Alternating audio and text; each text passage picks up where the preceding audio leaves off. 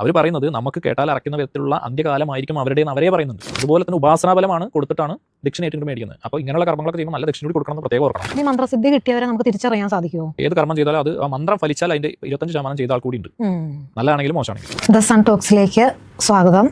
നമസ്കാരം. പലരും പറഞ്ഞു കേൾക്കുന്ന ഒരു കാര്യമാണ് ഈ മന്ത്രസിദ്ധി എന്നുള്ളത്. അത് പല രീതിയിലും കേൾക്കുന്നുണ്ട് മന്ത്രസിദ്ധി എന്നുള്ളത്. അപ്പൊ അത് ചില പുസ്തകങ്ങളിലും കാണാം അതിനെക്കുറിച്ച്. ഈ മന്ത്രസിദ്ധി ഇതെന്തായിരിക്കും? അതെ, നല്ല ചോദ്യം. എന്താണ് മന്ത്രസിദ്ധി എന്ന് വെച്ചാൽ, ഒരു മന്ത്രത്തിനെ മുമ്പ് പറഞ്ഞിട്ടുണ്ടെന്ന് തോന്നുന്നു, ഒരു മന്ത്രത്തിനെ അത് നിഷ്ഠിക്കുന്ന പ്രകാരം അതിനെ ജപിച്ച്, അതായത് ഇതിൻ്റെ തുടക്കം എന്താണെന്ന് വെച്ച് കഴിഞ്ഞാൽ മന്ത്രത്തിനെ നമ്മൾ അല്ലെങ്കിൽ മന്ത്രം നമ്മളെ കണ്ടുപിടിക്കണം. ഒരു ഗുരുനാഥൻ നമുക്കത് ഉപദേശം രണ്ട് വിധത്തിലുണ്ട്. ഒന്ന്, മന്ത്രം ദീക്ഷയായിട്ട് കിട്ടുന്നുണ്ട്, മന്ത്രോപദേശമായിട്ട് കിട്ടുന്നുണ്ട്. മന്ത്രദീക്ഷ വേറെയും മന്ത്രോപദേശം വേറെയാണ്. ഒരു മന്ത്രം എന്നിരിക്കട്ടെ, അത് ഏത് മന്ത്രം ആയിക്കോട്ടെ. അപ്പോൾ ഉപദേശം എന്ന് പറഞ്ഞാൽ ഈ മന്ത്രം ഇതാണ്, ഇത് ഇന്നെ പോലെയൊക്കെയാണ് ജപിക്കേണ്ടത്, ഇത്രയാണ് ജപിക്കേണ്ടത്, ഇന്ന സമയത്താണ് ജപിക്കേണ്ടതെന്ന് എൻ്റെ നിർദ്ദേശങ്ങൾ ഒരാൾ കൊടുക്കുന്നതിന് മന്ത്രോപദേശം എന്ന് വേണം. ദീക്ഷ എന്ന് പറഞ്ഞു കഴിഞ്ഞാൽ ഈ ഉപദേശിക്കുന്ന ആചാര്യൻ അദ്ദേഹത്തിനൊരു പരമ്പരയുണ്ടാവും. ഇപ്പോൾ ശ്രീരാമകൃഷ്ണ പരമഹംസർ മുതലുള്ള പരമ്പര അങ്ങനെയൊക്കെ പറയുമല്ലോ, ഇപ്പോൾ ശങ്കരാചാര്യർ മുതലുള്ള പരമ്പര, ആ പരമ്പരയുടെ ഒരു കണ്ണിയാക്കി ഇദ്ദേഹത്തെ മാറ്റുകയാണ് ദീക്ഷ എന്ന് പറഞ്ഞു. അത് അദ്ദേഹം വരെ എത്തി നിൽക്കുന്നതിൻ്റെ അടുത്ത തലമുറ പോലെ, അടുത്ത തലമുറ പോലെ ആ ആൾക്ക് ഈ പരമ്പരയുടെ ഭാഗമാക്കണം. അതിന് ചെറിയ താന്ത്രിക ക്രിയയോട് ഇപ്പോൾ കലശമാടുക എന്നൊക്കെ പറയും. കലശക്കുടത്തിൽ ജലമൊക്കെ ഒഴിച്ച് ആ മന്ത്രം അദ്ദേഹത്തിലേക്ക് ലയിപ്പിച്ച് വിടുകയാണ്. ഈ മന്ത്രം ഉപദേശിക്കുമ്പോൾ ഈ ഉപദേശിക്കുന്ന വ്യക്തിക്കും ഈ ശിഷ്യനും ഉള്ളതിനേക്കാൾ ഉത്തരവാദിത്വം ഈ മന്ത്രദീക്ഷ കൊടുക്കുമ്പോൾ ഈ ദീക്ഷ കൊടുക്കുന്ന വ്യക്തിക്കുണ്ട്. ഈ മന്ത്രം വാങ്ങുന്ന വ്യക്തിയുടെ പുറത്ത് ഈ ദീക്ഷ കൊടുക്കുന്ന ആൾക്കുണ്ട്. ചുരുക്കം പറഞ്ഞു കഴിഞ്ഞാൽ നമ്മുടെ കുടുംബത്തിന്റെ ഭാഗം എന്ന് വെച്ചാൽ പരമ്പരയുടെ ഭാഗമാക്കലാണ് ദീക്ഷ. മറ്റത് ജസ്റ്റ് ഇൻസ്ട്രക്ഷൻ കൊടുക്കുന്നേ ഉള്ളൂ. ഉപദേശം മന്ത്രോപദേശം കൊടുക്കുക എന്ന് പറഞ്ഞാൽ അങ്ങനെയൊക്കെ വേണം എന്നുള്ള ഉപദേശിക്കുക, എന്നിട്ട് വിടുക. അദ്ദേഹം ജപിക്കും, അതുകൊണ്ടുള്ള ഗുണങ്ങളും അതിന്റെ ദോഷങ്ങളും അദ്ദേഹം അനുഭവിച്ചോളും. ഇദ്ദേഹത്തിന് ഒരു പരിധി കഴിഞ്ഞ് അതിൽ പ്രത്യേകിച്ച് റോളൊന്നുമില്ല. മന്ത്രദീക്ഷ കൊടുത്താൽ ആ ദീക്ഷ കൊടുക്കുന്ന വ്യക്തിക്ക് ആ ശിഷ്യന്റെ പുറത്ത് പൂർണ്ണ ഉത്തരവാദിത്തമുണ്ട്, ആ മന്ത്രത്തിന്റെ പുറത്ത് പൂർണ്ണ ഉത്തരവാദിത്തമുണ്ട്. നാളെ ഇദ്ദേഹം അത് സിദ്ധി വന്നാലും ഇല്ലെങ്കിലും അത് പ്രയോഗിക്കുന്നതിലെല്ലാം ഒരു ചെറിയ ശതമാനം ഈ ഗുരുവിന് ബാധ്യതയുണ്ട്. അപ്പോൾ മന്ത്രത്തിനെ ഒരു ഗുരുവിൽ നിന്ന് വാങ്ങി അത് ഗുരു പറയുന്ന മിക്കവാറും അക്ഷരലക്ഷമൊക്കെ ആയിരിക്കും. എന്ന് വെച്ചാൽ ഞാൻ കഴിഞ്ഞ പ്രാവശ്യം പറഞ്ഞിരുന്നു, 9 അക്ഷരം ഉള്ള മന്ത്രമാണെങ്കിൽ 9 ലക്ഷം, ഇപ്പോൾ നവാക്ഷരി ആണെങ്കിൽ 9 ലക്ഷം, ഇപ്പോൾ ദ്വാദശാക്ഷര മന്ത്രമാണെങ്കിൽ 12 ലക്ഷം, 25 അക്ഷരമുള്ള 25 ലക്ഷം, അങ്ങനെ അത്രയും ജപിക്കുക. അതിൻ്റെ 10-1 ഹോമിക്കണം. അതെന്താണ്, ചിലത് നെയ്യായിരിക്കും ഹോമിക്കേണ്ടത്, ചിലത് കറുകയായിരിക്കും, അറിയില്ല. അത് ആ മന്ത്രത്തിൻ്റെ ചിട്ടയിലുണ്ടാവും, അനുഷ്ഠാനത്തിൽ ഉണ്ടാവും. അത് മന്ത്രങ്ങൾക്കനുസരിച്ച് അതിലും വകഭേദം ഉണ്ടാവും എന്താണ് ഹോമിക്കേണ്ടത് എന്നുള്ളത്. അത് കഴിഞ്ഞാൽ തർപ്പണം ചെയ്യണം. ജലം ഈ മന്ത്രം ചൊല്ലി അതിൻ്റെ 10-1 കൊണ്ട് തർപ്പണം ചെയ്യണം. മാർജനം എന്നൊക്കെ പറഞ്ഞാൽ സ്വയം അവനവനെ സ്വയം ഇങ്ങോട്ട് ജലം തർപ്പിക്കുന്നതിനാണ് ഈ മാർജനം എന്നൊക്കെ. അത് കഴിഞ്ഞിട്ട് കാല് കഴിച്ച് കൂട്ടണം. അതേ വിദ്യ പഠിച്ച് ആചാര്യന്മാരെ കാല് കഴിച്ച് ഇങ്ങനെയൊക്കെ വരുമ്പോഴാണ് മന്ത്രസിദ്ധി. മന്ത്രസിദ്ധി ഇപ്പോൾ ചിലപ്പം നമ്മളിപ്പോൾ ഈ പറയുന്ന അക്ഷരലക്ഷമൊക്കെ ജപിച്ച് വരുമ്പോൾ പ്രത്യേകിച്ച് ഒരു മാറ്റമൊന്നും ഉടനെ അങ്ങോട്ട് സിദ്ധി കിട്ടി ഇങ്ങോട്ട് വേറൊരു ഊർജ്ജപ്രവാഹം അങ്ങനെയൊന്നും ഫീൽ ചെയ്യണം നിർബന്ധമില്ല. സിദ്ധി എന്ന് പറഞ്ഞു കഴിഞ്ഞാൽ ഷഡ്കർമ്മങ്ങളെ ചെയ്യാനുള്ള സിദ്ധി എന്ന് വെച്ചാൽ ഇപ്പോൾ ശാന്തികർമ്മം മുതൽ ഇപ്പോൾ വശ്യം, സ്തംഭനം, മാരണം, ഉച്ചാടനം മുതൽ എല്ലാ കർമ്മങ്ങളും ചെയ്യാൻ ഈ മന്ത്രം കൊണ്ട് സാധിക്കുന്നതിനെയാണ് മന്ത്രസിദ്ധി എന്ന് പറയുന്നുള്ളൂ. അല്ലാതെ അതൊരു പ്രത്യേകിച്ചൊരു നമ്മൾ ഉദ്ദേശിക്കുന്ന പോലെ സിനിമയിലൊന്നും കാണുന്ന പോലുള്ള ഒരു മാറ്റമല്ല. അത് സിദ്ധി കിട്ടിയ ആൾക്ക് ക്രമേണ അദ്ദേഹത്തിൻ്റെ ജീവിതത്തിൽ അദ്ദേഹം നനയ്ക്കുന്ന കാര്യങ്ങൾ കുറേശ്ശെ സാധിക്കുന്നതായിട്ട് ഫീൽ ചെയ്യും. അതായത് നമ്മൾ 2 വിധത്തിലുള്ള കാര്യങ്ങൾ സാധിപ്പിച്ചെടുക്കുന്നത് സനാതന കർമ്മത്തെ. ഒന്ന് പ്രാർത്ഥിച്ച് നേടുക എന്ന് വെച്ചാൽ ദേവത ഞാനല്ല, അത് അപ്പുറത്തിരിക്കുന്ന എന്നേക്കാൾ വലിയൊരു ഹയർ അതോറിറ്റിയാണ്, അദ്ദേഹത്തിന് എൻ്റെ കാമനകളെ സാധിച്ചു തരാൻ ശേഷിയുണ്ട്, അതുകൊണ്ട് ഞാൻ അദ്ദേഹത്തിൻ്റെ ദാസനാണ്, അതുകൊണ്ട് ഞാൻ കേണ അപേക്ഷിച്ച് അദ്ദേഹത്തിനോട് എനിക്ക് ഇന്ന കാര്യം നടത്തി തരണേന്ന് അപേക്ഷിക്കുന്നു. ഇതാണ് ഒരു മാർഗം, പശുഭക്തി എന്നൊക്കെ പറയും. എന്ന് വെച്ചാൽ രണ്ടാമത്തെ വീരാരാധന, വീരഭക്തി എന്ന്, ഭക്തിയല്ല വീരാരാധന എന്ന് പറയും. എന്ന് വെച്ചാൽ മന്ത്രത്തെ ജപിച്ച് ആ ദേവത തന്നെ ആയിത്തീരുക. ആ ദേവത തന്നെ ആയിത്തീരുക എന്ന് വെച്ചാൽ പൂർണ്ണമായിട്ടല്ല, ആ ദേവതയുടെ ചൈതന്യത്തിനെ സ്വന്തം ശരീരത്തിലേക്ക് നമ്മൾ ആ മന്ത്ര ജപത്തിലൂടെ നേടുകയാണ്. നേടിയാൽ പിന്നെ നമ്മൾ ചിന്തിച്ചാൽ മതി, ദേവതയല്ലേ, നമ്മൾ തന്നെ സ്വയം ദേവതയായി മാറിയല്ലോ ഒരർത്ഥത്തിൽ. എന്നാൽ മനുഷ്യൻ തന്നെയാണ്, അങ്ങനെയല്ല. അപ്പോൾ നമ്മൾ ചിന്തിക്കുന്ന കാര്യങ്ങൾ സാധിച്ചുകൊണ്ടിരിക്കും. ഇതാണ് മന്ത്രസിദ്ധി. മറ്റത് ദേവത നമ്മളല്ല, മറ്റാരുമാണ്, അദ്ദേഹത്തോട് ചോദിച്ചു വാങ്ങുന്നു. അപ്പോൾ അതാണ് അതിൻ്റെ വ്യത്യാസം. ഇതാണ് മന്ത്രസിദ്ധി. അപ്പോൾ ഈ മന്ത്രസിദ്ധി കൊണ്ട് എന്തൊക്കെ സാധ്യമാകും? ഞാൻ പറഞ്ഞല്ലോ, പ്രധാനമായിട്ട് ഷഡ്കർമ്മങ്ങൾ ചെയ്യാനാണ്. ഷഡ്കർമ്മങ്ങൾ എന്ന് വെച്ചാൽ നമുക്ക് ഇപ്പോൾ ശാന്തികർമ്മങ്ങൾ ചെയ്യാം, അതൊരു ഐശ്വര്യങ്ങൾ വർധനവിന് വേണ്ടിയിട്ടുള്ള കാര്യങ്ങൾ ചെയ്യാം. വശ്യകർമ്മം ചെയ്യാം. വശ്യകർമ്മം എന്ന് വെച്ചാൽ ഇപ്പോൾ 2 പേര് അതിന് നല്ല അർത്ഥത്തിൽ, മോശാർത്ഥത്തിലും ചെയ്യാം. അതിൻ്റെ കർമ്മപ്രാരാബ്ധം അവനാണ് അനുഭവിക്കേണ്ടിയിരുന്നുള്ളൂ. ഏത് കർമ്മം ചെയ്താലും അത് ആ മന്ത്രം ഫലിച്ചാൽ അതിൻ്റെ 25% ചെയ്ത ആൾ കൂടി ഉണ്ട്, നല്ലതാണെങ്കിലും മോശമാണെങ്കിലും. അതിനെ നിത്യകർമ്മം കൊണ്ട് ബാലൻസ് ചെയ്യണം. ഉദാഹരണം, ഞാൻ ഒരു മന്ത്രം സിദ്ധിയാക്കി എന്ന് വെക്കുക.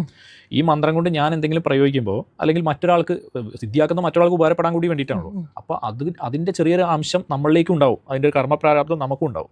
അപ്പോൾ അതിനെ ബാലൻസ് ചെയ്യാൻ വേണ്ടിയിട്ട് നിത്യകർമ്മം കൊണ്ട് ബാലൻസ് ചെയ്യണം. നമ്മൾ രാവിലെ എണീറ്റ് നിത്യകർമ്മം എന്ന് വെച്ചാൽ നമ്മൾ ഗായത്രി ജപം, അഷ്ടാക്ഷരി പഞ്ചാക്ഷരി ജപം, നമ്മൾ തർപ്പണം ഒക്കെ ചെയ്തിട്ട് നമ്മളുടെ നിത്യകർമ്മം ഈ ശുദ്ധി പ്രക്രിയയാണ്. നമ്മൾ ഡിറ്റോക്സ് ചെയ്യാന്ന് പറയില്ലേ, അതായത് നമ്മളുടെ ഉള്ളിൽ ഇതിനെ പുറത്തേക്ക് കളയണം. അപ്പോൾ മന്ത്രം കൊണ്ട് എന്തും കിട്ടും കഴിവുണ്ടെങ്കിൽ, പക്ഷെ അതിൻ്റെ കർമ്മപ്രാരാബ്ദം സഹിക്കാൻ കൂടി പറ്റണം നമുക്ക്. കർമ്മപ്രാരാബ്ദത്തിനെ ബാലൻസ് ചെയ്യാൻ വേണ്ടിയിട്ടാണ്. അത് നമ്മൾ ഇപ്പോൾ അപ്പുറത്തൊരു കാര്യം ഒരു ഉഷ്ണത്തിന് ഒരു AC ഉപയോഗിക്കുന്ന പോലെ, അപ്പോൾ അത്യുഷ്ണത്തിന് രക്ഷപ്പെടാനാണല്ലോ ഈ എയർ കണ്ടീഷൻ ഉപയോഗിക്കുന്നത്. എന്നുപോലെ ഈ മന്ത്രപ്രയോഗത്തിലൂടെ നമുക്കുണ്ടാകുന്ന വിവിധങ്ങളായ ഉഷ്ണത്തിനെയും ദോഷത്തിനെയും അത് നമ്മുടെ ശരീരത്തിന് വിവിധ അവയവങ്ങളെയൊക്കെ ബാധിക്കും.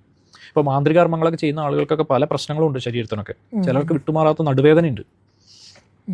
ആചാര്യന്മാർ തന്നെയാണ്. ചിലർക്ക് പല്ലിന് ബലക്ഷയം വന്നിട്ട് പൊടിഞ്ഞു പോകുന്ന അവസ്ഥയുണ്ട്. ചിലർക്ക് ദേഹത്തെ രോമം പൊഴിഞ്ഞു പോകുന്ന അവസ്ഥയുണ്ട്. ചിലർക്ക് മുടിയൊക്കെ പെട്ടെന്ന് പൊഴിഞ്ഞു പോകുന്ന അവസ്ഥയുണ്ട്. അങ്ങനെ വിവിധങ്ങളായ ഈ ഒരു ബാധയെ കൈകാര്യം ചെയ്യുന്നു നമുക്ക് പറയും.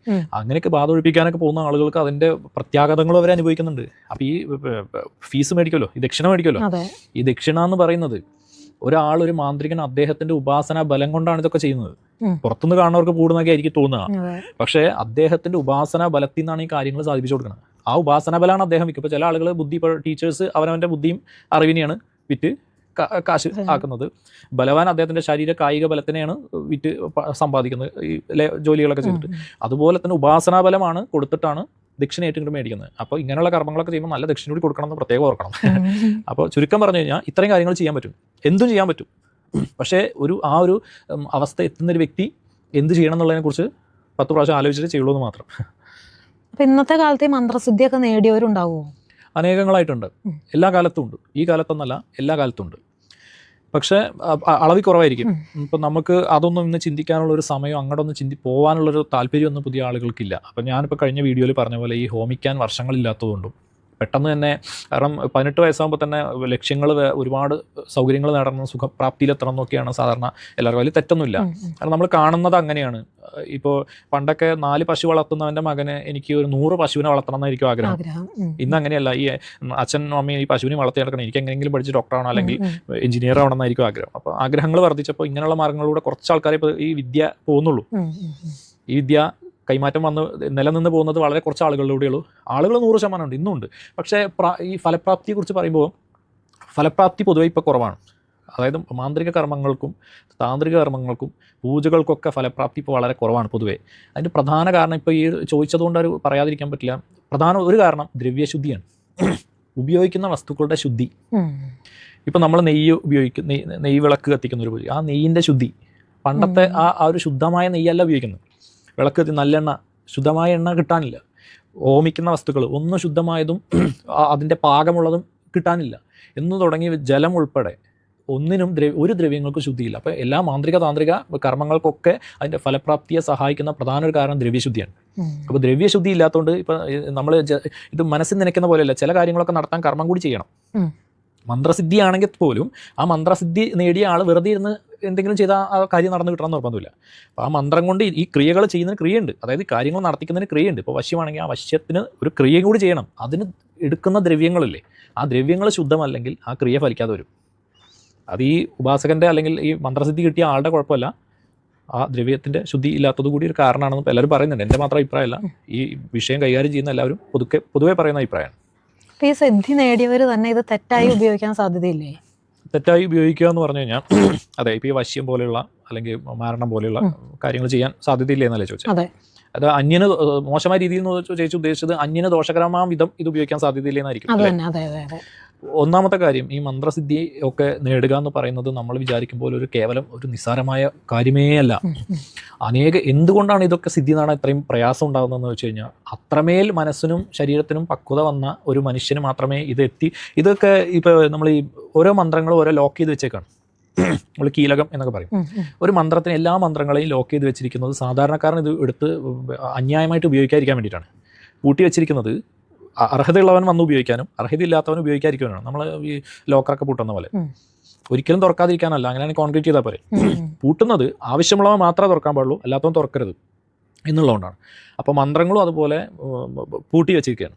അപ്പോൾ അത്രമേൽ ആ ഒരു തലം വരെ എത്തി നിൽക്കുന്ന ആ ഒരു എല്ലാം കൊണ്ടും ആ ഒരു മനസ്സിനും ശരീരത്തിനും പക്വത വന്ന വ്യക്തി മാത്രമേ ആ മന്ത്രസിദ്ധി എന്ന് പറയുന്ന ഒരു അവസ്ഥയ്ക്ക് എത്തുള്ളൂ. അപ്പോൾ അദ്ദേഹത്തിന് തീർച്ചയായിട്ടും അത് എങ്ങനെ ഉപയോഗിക്കണമെന്ന് അറിയാനാണ് സാധ്യത. അപ്പോൾ അദ്ദേഹം മോശമായിട്ട് അത് ഉപയോഗിക്കുന്ന ഒരു വ്യക്തിയാവാൻ സാധ്യതയില്ല. അതാണ്. ഇനിയിപ്പോൾ അഥവാ ഉപയോഗിച്ചാൽ തന്നെയും ഉണ്ടോയെന്ന് വെച്ചാൽ ഉണ്ട്, അങ്ങനത്തെ കാര്യങ്ങളൊക്കെ നടക്കുന്നുണ്ട്. അദ്ദേഹത്തിന് അതിൻ്റെ കർമ്മപ്രാരാബ്ദങ്ങൾ ആ ജന്മത്തിൽ തന്നെ അനുഭവിക്കേണ്ടി വരും. ഇങ്ങനെയുള്ള ഈ മാരണക്രിയകളൊക്കെ ചെയ്യുന്ന ആളുകൾ, സ്തംഭനക്രിയ മാരണക്രിയകളൊക്കെ ചെയ്യുന്ന ആളുകളുടെയൊക്കെ അന്ത്യകാലം വളരെ, അതായത് അവസാന കാലം വളരെ കഷ്ടമായിട്ടാണ് കണ്ടിട്ടുള്ളത്. അത് അവർക്ക് തന്നെ അറിയുകയും ചെയ്യാം. അവർ നേരത്തെ പറയാറുണ്ട്. അതെ, ഉറപ്പായിട്ടും. എത്രയോ ആചാര്യന്മാർ ഇന്ന പോലെ ആയിരിക്കും അന്ത്യകാലം എന്ന് അവർ പറയും. അതീവ കഷ്ടം. ഞാനിപ്പോൾ പറയുന്നില്ല ഇങ്ങനെ ഒരു അവസരത്തിൽ. അവർ പറയുന്നത് നമുക്ക് കേട്ടാൽ അറയ്ക്കുന്ന വിധത്തിലുള്ള അന്ത്യകാലമായിരിക്കും അവരുടേന്ന് അവരേ പറയുന്നുണ്ട് ചിലർ. പക്ഷേ എന്ത് ചെയ്യാൻ പറ്റും? നിയോഗം, ജീവിക്കണം, കുടുംബം നടക്കണം. അതുകൊണ്ട് ഇതൊക്കെ ചെയ്യാൻ നിർവാഹമില്ല. ഞാനിതൊന്നും ചെയ്യില്ല എന്ന് പറഞ്ഞാൽ ആരും സമീപിക്കില്ല, അടുത്ത ആളടുത്തേക്ക് പോകും. ഇപ്പോൾ വശ്യം പോലെ തന്നെ തിരിച്ചുകൊണ്ട് ഇപ്പോൾ രണ്ടുപേരെ ഒരുമിപ്പിക്കാനും പറ്റും, രണ്ടുപേരെ പിരിക്കാനും പറ്റും. അപ്പോൾ ഒരുമിപ്പിക്കുന്നവന് അത് ഒരു എന്താ ലോഫുൾ ആണെങ്കിൽ, അതൊരു ആണെങ്കിൽ അദ്ദേഹത്തിന് അതിൻ്റെ പുണ്യമുണ്ട്. ഇനി പിരിപ്പിക്കുന്നത് അതിന് ചേരാത്ത ഒരു ക്രിയ ആണെങ്കിൽ അതിൻ്റെ കർമ്മപ്രാരാബ്ദം അയാൾ അനുഭവിക്കേണ്ടി വരികയാണ്. പ്രത്യേകിച്ച് മാരണക്രിയകളൊക്കെ രണ്ടുപേരെ ഒരുമിച്ച് പോകുമ്പോൾ അവരെ രണ്ടുപേരെയും രണ്ട് വഴിക്ക് ആക്കി ജീവിപ്പിക്കുക എന്ന് പറയുമ്പോൾ ഈ രണ്ടുപേരും അനുഭവിക്കുന്ന മാനസികമായ തകർച്ചയുണ്ടല്ലോ, ആ തകർച്ചയുടെ ഒരു അംശം അതിന് കാരണമായ എല്ലാവർക്കും വരും. അതുപോലെ ഇപ്പോൾ ഒരാൾക്കെതിരെ ഒരു മാരണക്രിയ ചെയ്ത് അയാൾക്ക് എന്തെങ്കിലും ജീവഹാനി വന്നുപോയി, അല്ലെങ്കിൽ മറ്റെന്തെങ്കിലും വിധത്തിലുള്ള അതികഠിനമായ ശാരീരിക ക്ലേശങ്ങളോ അപകടങ്ങളോ വന്നുപോയി, അദ്ദേഹം മാത്രമല്ലല്ലോ അത് അനുഭവിക്കുന്നത്. അദ്ദേഹത്തിൻ്റെ കുടുംബം മുഴുവൻ അത് അനുഭവിക്കുന്നുണ്ട്. അദ്ദേഹത്തിലൂടെ രക്ഷപ്പെട്ടു പോകേണ്ടിയിരുന്ന ഒരു കുടുംബത്തിൻ്റെ അധപതനം അവിടെ തുടങ്ങുകയാണ്. അപ്പോൾ ആ ഒരു പരമ്പര മുഴുവൻ അവരുടെ ശാപം അദ്ദേഹം പേറേണ്ടി വരും. അതാണ് അതിൻ്റെ പ്രത്യേകത.